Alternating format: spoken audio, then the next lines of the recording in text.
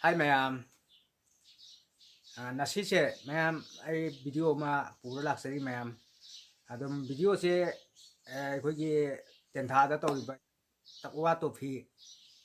sigi quarter final ne nasi sigi video ne pura lak seri si mayam. Adum mayam nasi ki match se yam mai oi ni. Ai di quarter final ni na ko. Yang ba lak piyo ai su yang ba lak sagani. Adum mayam nasi ki bon se match se yam mai oi ni ko mayam. Nanamak igogi sana FC takiba degi mami thawan takibda mai oi kibdo adrege hena mai oi ne bana sinamo adu mayam subsoi sa lakpiyu mes yengba subsoi sa lakpiyu horen ticket phangdana mayam thamoi wana ni ko mayam aduna ticket phangna ngan ngan lakpiyu aisu tayari loijare lakna dress lang oi set loijare aduna mayam so subsoi sa lakpiro aisu laani aduna horen ai video ki blog se mayam horen gogi team sanaiba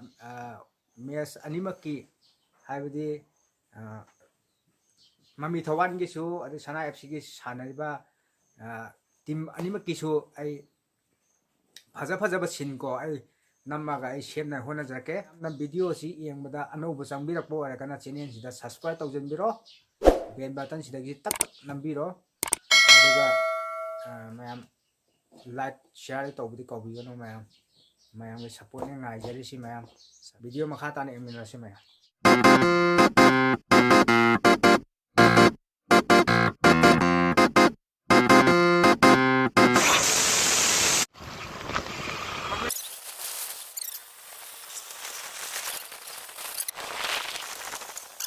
bon mapam yaure mi su yang wadori na sidi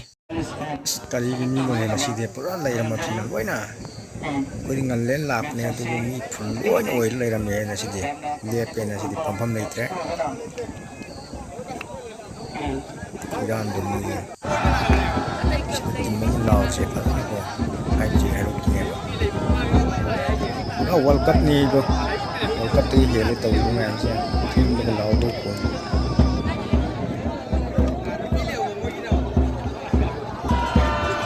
satin mayam dia satin mayam yang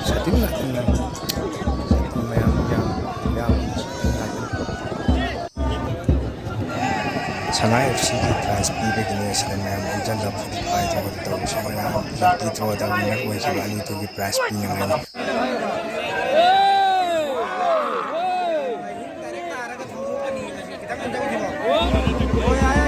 kai gala kuno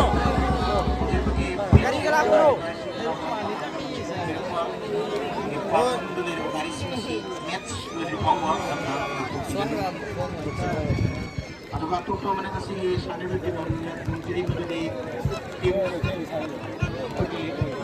match segi man of the match Germany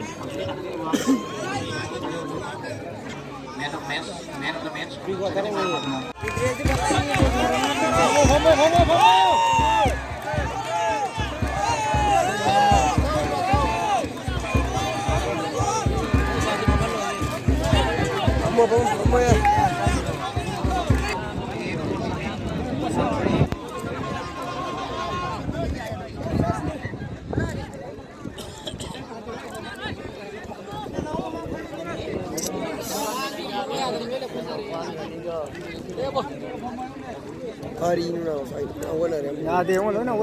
हम उन्हें याद लेने खा के young बिना से ने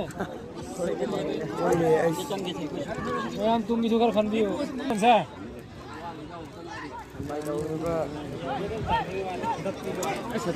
ओ ना तो भी बोल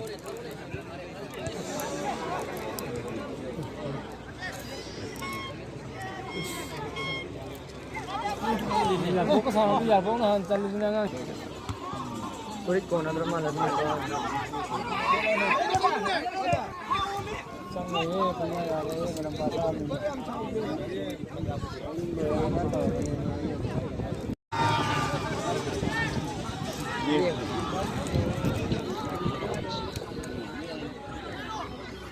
हेलो भैया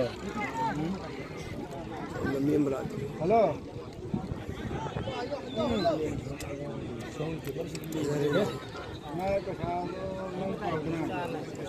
Hari mana sini?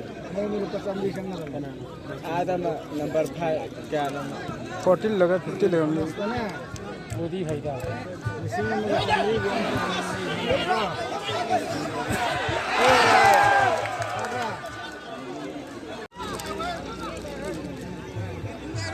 ini kena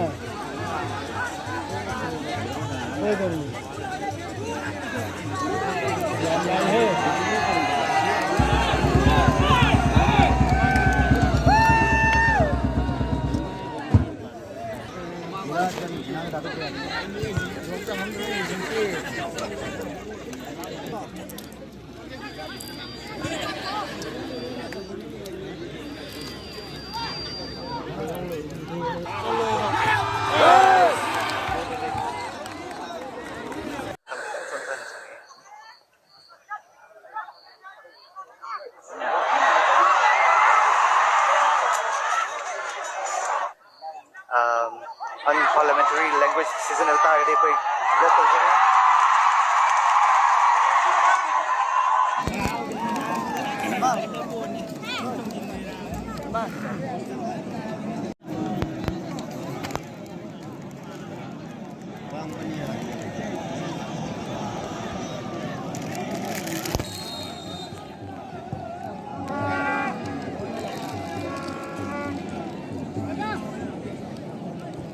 amutung na next jega sige second round leriba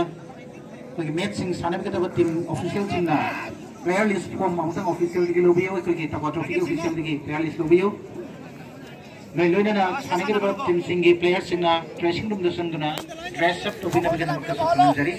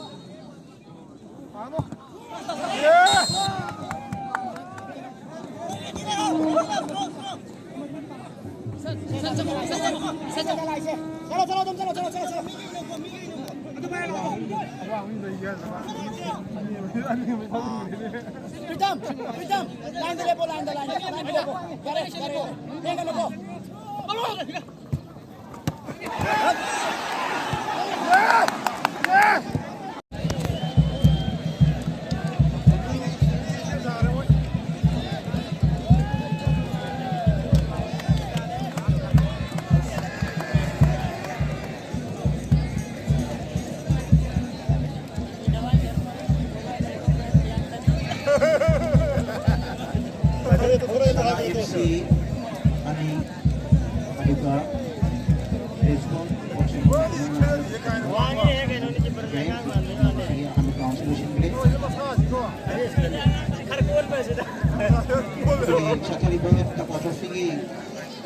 semifinal match sing laku ba tang tara mari musung tara mangada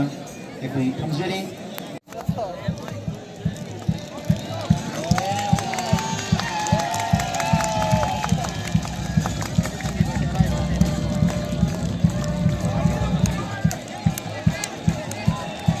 FC game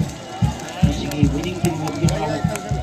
kaya ba nagpapagay ang sige match